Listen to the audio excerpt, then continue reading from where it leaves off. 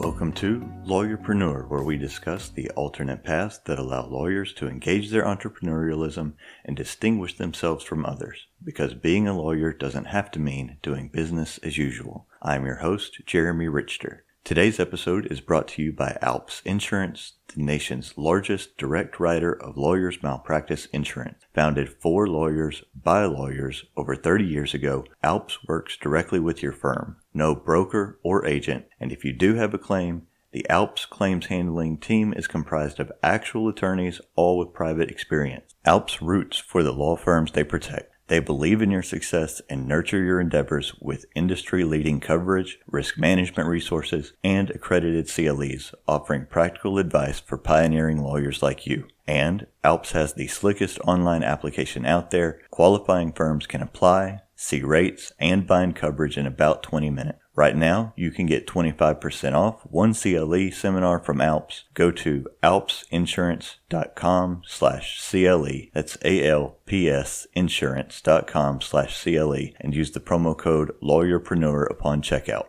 In addition to the corporate sponsorship that helps pay for the hosting and transcription of the show, you can support Lawyerpreneur on Patreon at patreon.com/lawyerpreneur. For less than the cost of a .1, you can help pay for the time it takes in creating and editing Lawyerpreneur and receive copies of my two most recent books, Stop Putting Out Fires and Level Up Your Law Practice. Now, on to the interview.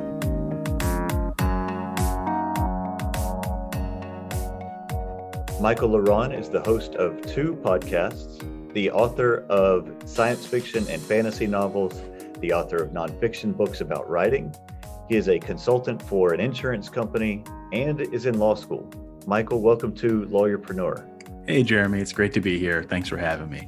All right. So my first question for you after reading that is, how tired are you right now? On a scale of 0 to 100 in terms of sleep deprivation, I'm like on a 20. So I'm actually doing okay today. Oh, that's good. I was looking at your bio on your website and just kind of what you have to tell folks about yourself. And I saw that you get up at 5:30 every day before the family gets up, which is really similar to the schedule that I keep. I get up at 5 and start writing so that I can get my, personal stuff in that I want to do before my employer starts requiring that I do their work. So I can really appreciate those early hours and how precious the sleep is that comes before it. Absolutely. And, I got to the point where with my writing career, I had to start doing something different. I could not wake up at 7:30 in the morning, go to work, come home, and then be brain dead and not be able to get anything done. So I had to do it out of necessity. Oh, the same here. Were you always an early riser, or is that something you adopted? I've always been somewhat of an early riser. As a teenager, I really didn't wake up that early, but when I started getting into college, I started realizing the benefits of waking up early and the discipline that came along with it. And so I was a mixture of both. I tend to be pretty strict about waking up now early though. Yeah, I didn't used to be, but when I started, I guess back in 2016, when I started what became this side project of blogging that became books, I realized, like what you said, I couldn't come home after work and do it. If I was going to do it, if I was going to dedicate the time to it, it had to be beforehand, which meant getting up particularly early. And I have really come to enjoy that time in the morning before everything else in the world is awake. And just, I love getting up that early now. And I know that's probably weird and foreign to most people. Yeah. And there's something to be said about it too, because when you do that, you get more done before breakfast than a lot of people get done in an entire day. Oh, yeah. And it's addictive. Oh, I agree. And even so in the last 7 months where the world has been flipped upside down, I've always had the ability, since I've been at this law firm, to work remotely, but I haven't done it consistently before.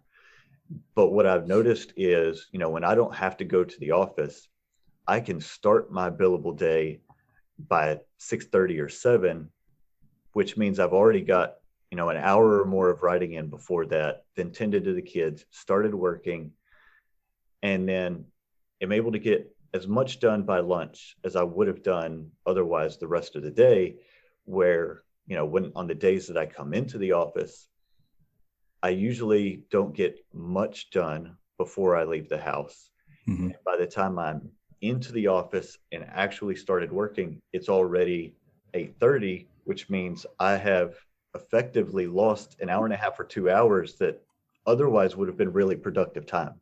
Yeah. And there's a lot to be said about commuting too. It's amazing now how much time gets wasted during a commute. I mean, I live in Des Moines, Iowa, and it takes me, Des Moines is a relative, it's a big city, but it's a small, big city. So it takes about 20 minutes usually to get from point A to point B one way, anywhere you want to go, which is nice.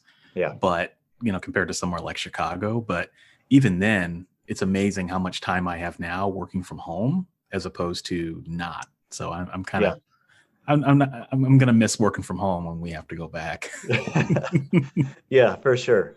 All right. So I saw, even in the introduction, I mentioned that you have a lot of enterprises going on. Why is it important to you to have multiple streams of income, whether it's podcasting, writing? I know you do, some other stuff in addition to your job, your traditional career. Why is that important to you? It's important to me. It's kind of funny because the diversifying the income part, that was really secondary.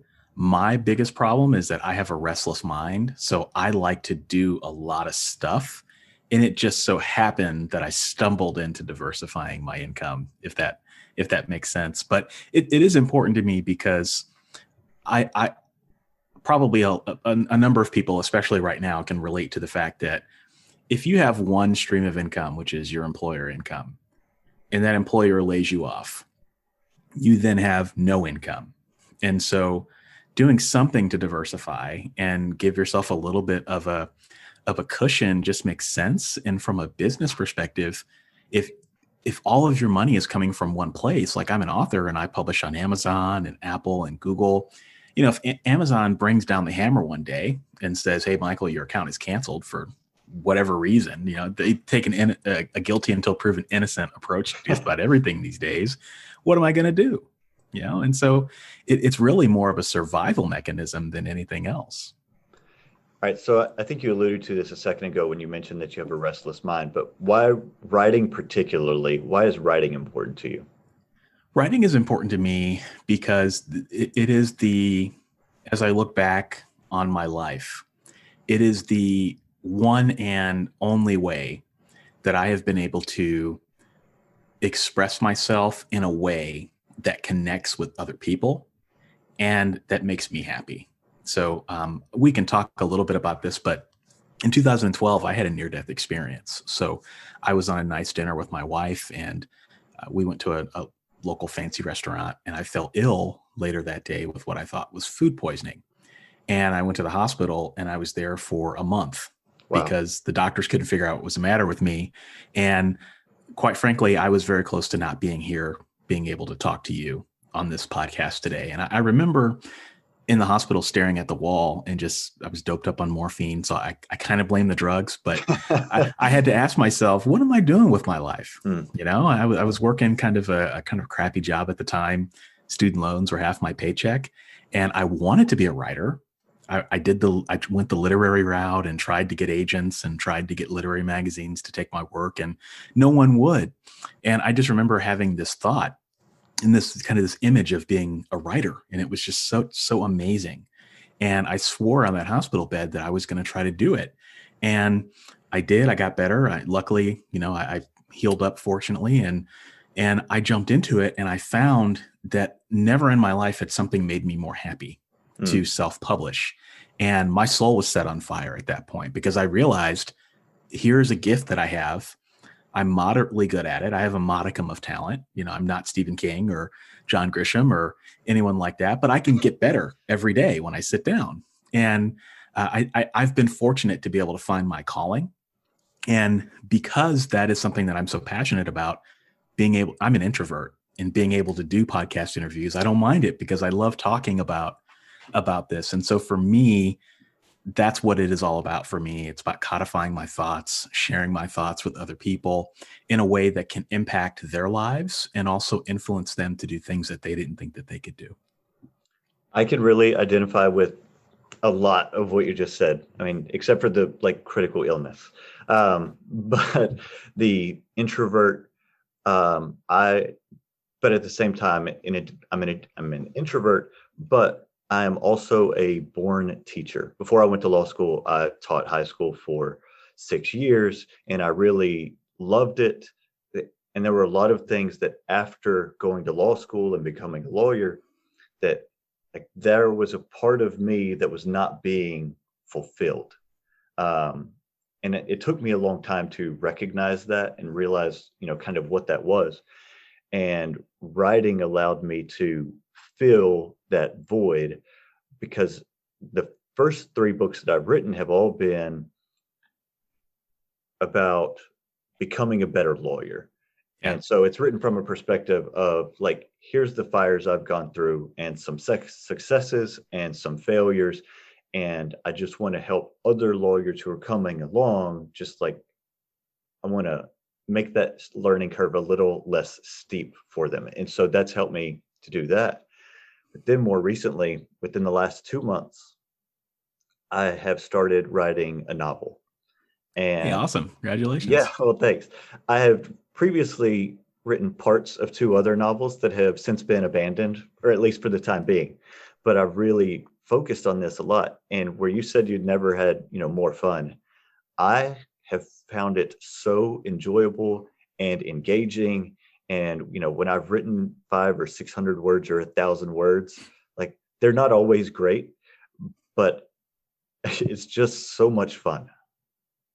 Yeah, and that's the best part. It is. I had a mentor that always says that fiction writing is about sitting in a chair and making stuff up for a living, and I think that sums it up. I mean, it's so cool to be able to take your imagination and turn that into income.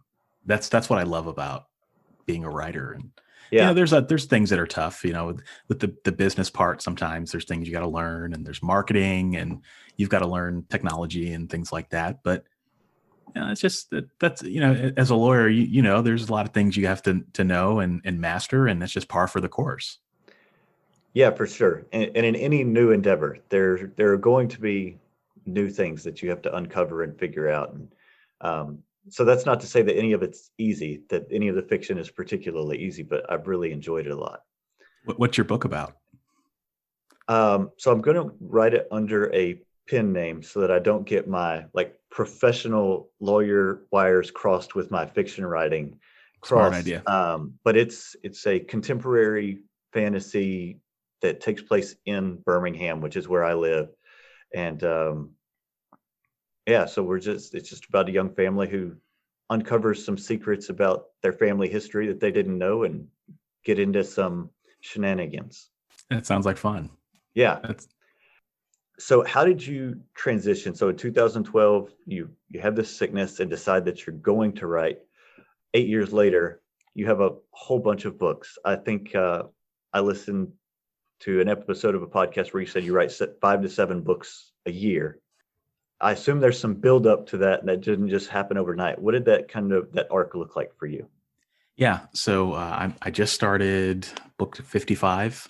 Wow. I think so. Yeah, it's definitely been a process to get to this point. My first novel took me about 18 months to write, and I went through like 7 drafts. It was a agonizing effort. and I said to myself, I love the writing part, but the revising and the going back over and refining, this is agonizing for me. So how do I get better about that? And so I dedicated myself to finding ways to write better fiction faster. And so my first novel took me 18 months. My second novel took me 9 months. Third novel took me like 3 months. And I've gotten it down to where, I can write a novel in about a month if I want to. Wow. Some take me a little bit longer. I'm working on one right now that's taking me a little bit longer. But for me, writing is a confluence of, one, mastering the emotional part of being a writer. That's the hardest part. You can master the emotional part, everything else kind of falls into place. So figuring out how to deal with writer's block, figuring out how to deal with self-doubt, comparisonitis, all of these things. I tell people all the time, if you can figure that out, everything else is easy. It really is. And then also the technology piece. So what are the writing apps that you use? And then how can you master those so that your writing app is an extension of your fingers? And so I've taken a lot of time to master the app that I use so that my writing sessions are as productive and efficient as they can be. And then other than that, it's really pure adrenaline for me. I when I sit down, I love the idea of starting something new and figuring out what a story is going to become, because I don't outline. I just kind of sit down and write, and I make stuff up as I go and tweak, as I get to the end of the book. And so, yeah, that's kind of the process that I've used to go from, writing one book in 18 months to 5 to 7 a year. All right. And one of the things I heard you talk about before that I want to get into here is that you're not just always sitting at home writing on your computer in your dedicated space there. You have some other habits that help you create time in the margins, where other people may be, like me, wasting that time on Twitter or wherever. Tell me about that.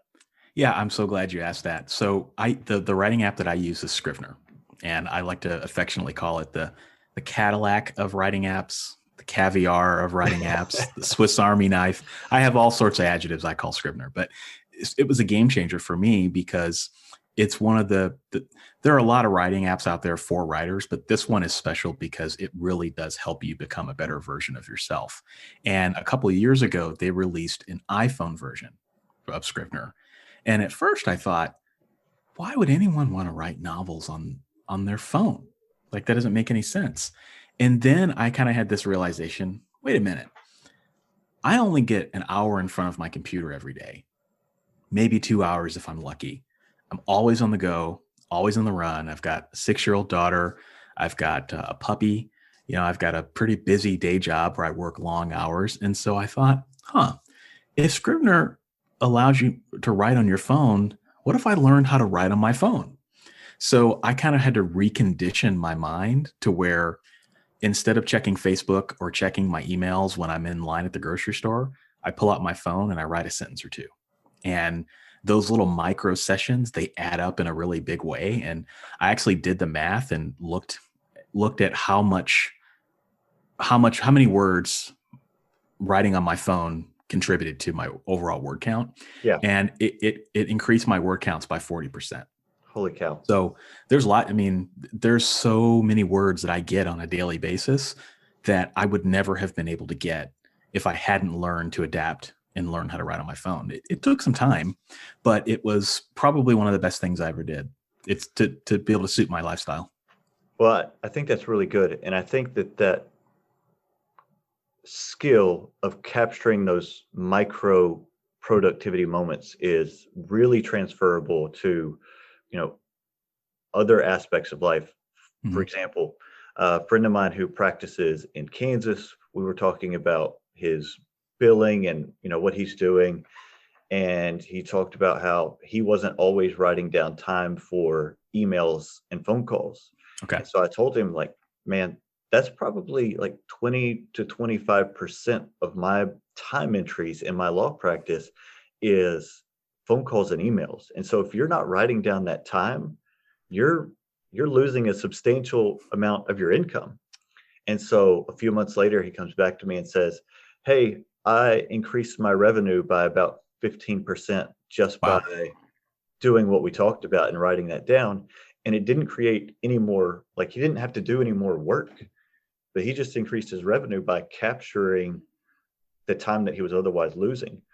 So I think those same principles apply, that we can capture small moments of time and make other small changes that have huge effects over either how profitable we are, how productive we are, how much more effective we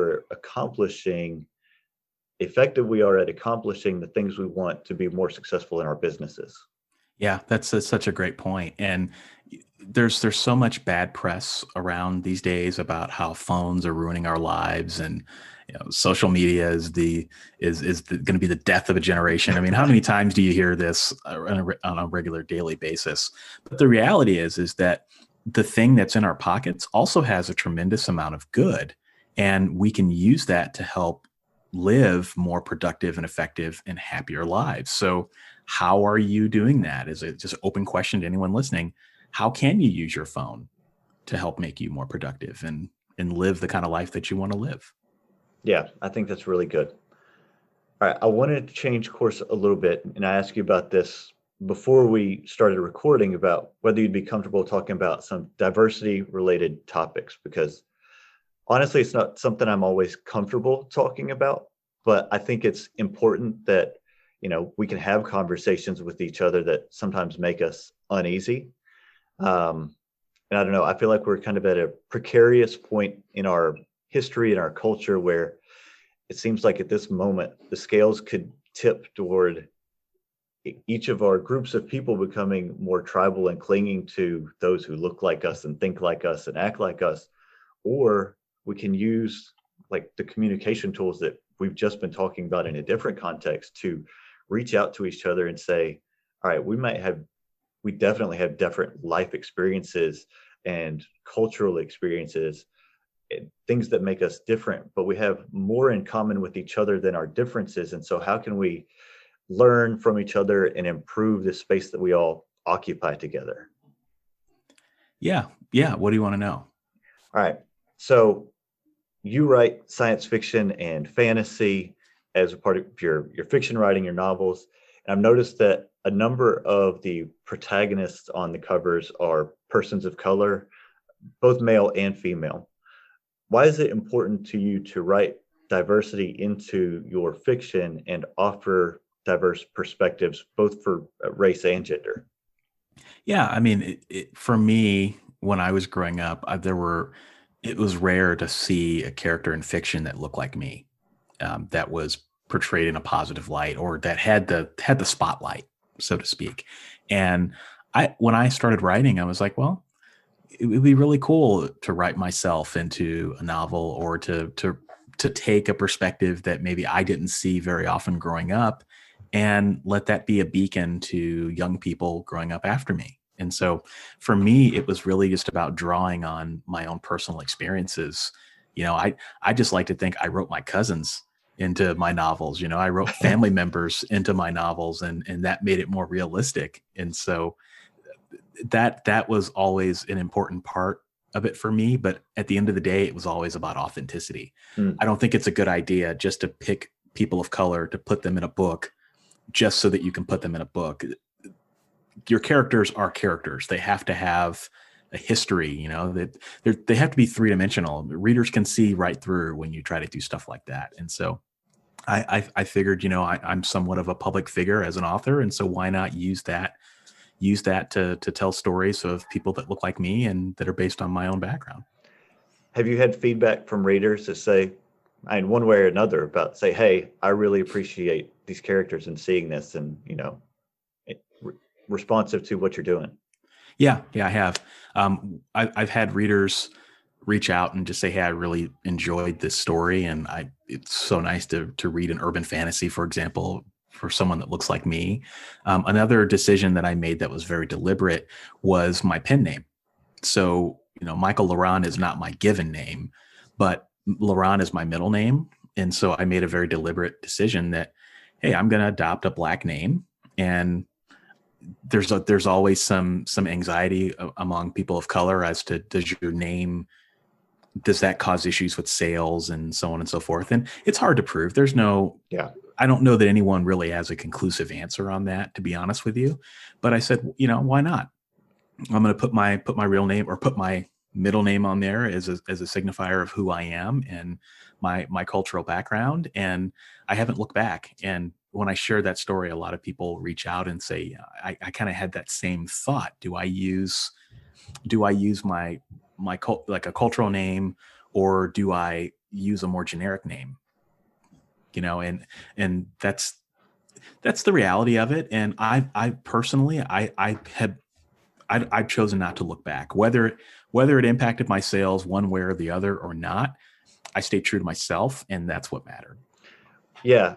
Well, and I was going to say that, based on what you had said about the importance of authenticity, that choice seems to align really well with that. And so that subjective part of that reality seems much more important than what a financial consequence of it would be if you felt like you were being inauthentic to do otherwise. Exactly. Because at the end of the day, I'm the one that has to live with all the decisions. Yeah. And I stand behind everything I do with pride, just like any entrepreneur should. Yeah. You'd mentioned sales.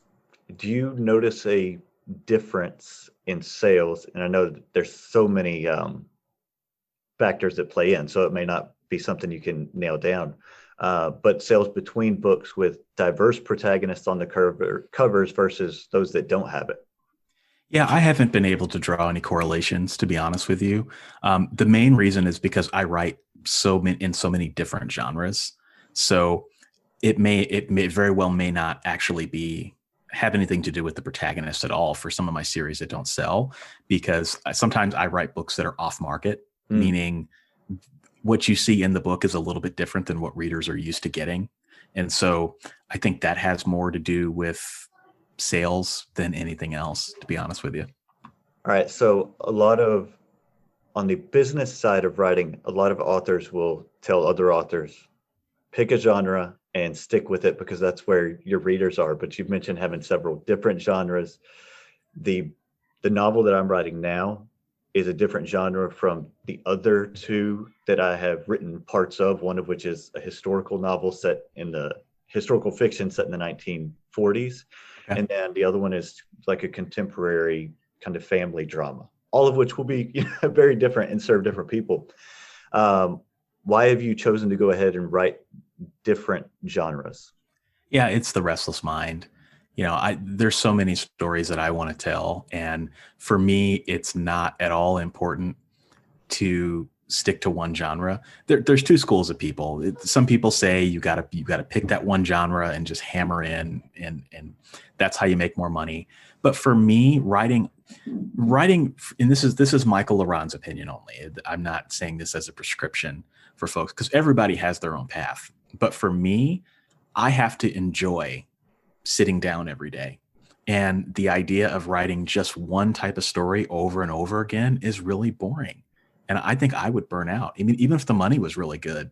Yeah. What's all the money in the world if you don't enjoy what you're doing? I mean, if writing to me should be fun, and if it's not fun when you sit down, then it's no different than working in a day job. So that's why I choose to do it. And I've been successful in spite of it. But I recognize that it is potentially taking me longer to get to where I want to get from a career perspective, because I do have to worry about messaging. And I have to worry about making sure that when people go on my website, that I can get the right reader to the right book at the right time and create clear choices for folks. And that's not always easy. So it does come with a consequence, but at the end of the day, I can be happy with what I've published. And that's the most important thing. So the marketing and the business aspects of being a writer, an authorpreneur is a word that I've heard and that I like. Have you seen a carryover or similarities to the marketing in your writing business versus your career in insurance?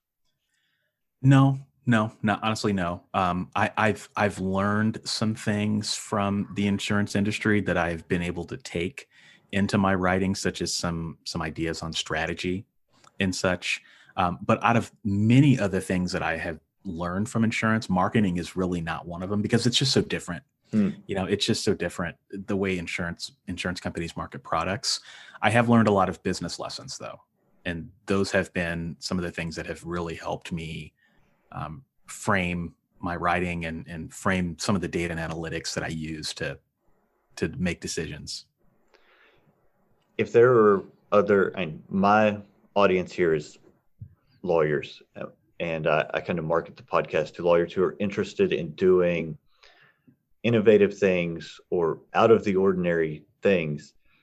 If you just had to give like one piece of advice to somebody who's interested in becoming an entrepreneur, to do things kind of outside of the norm, what would it be? Yeah, when I think about lawyers, I think about individuals that have a superior ability to communicate. whether it be through writing, whether it be verbally, and that is a transferable skill. And so if you are wanting to become an entrepreneur, just like you would argue things in the courtroom and organize your arguments, you can do the same thing to customers. And it's amazing how many people, particularly in the self-publishing arena, have legal backgrounds. It's really an amazing thing. And I just think that the legal education serves you in all areas of your life. And if you can start, if you can break down those walls of compartmentalizing the things that you learned in law school and do what it's called, this concept of liquid knowledge, being able to take ideas and things that you learn from one area of your life into another, then I think lawyers can write their own ticket in the entrepreneurial world. All right. So you're in law school now, is that right? Yes, I am. All right. So with the writing business and insurance, why law school? Yeah, it's funny you asked that. So a lot of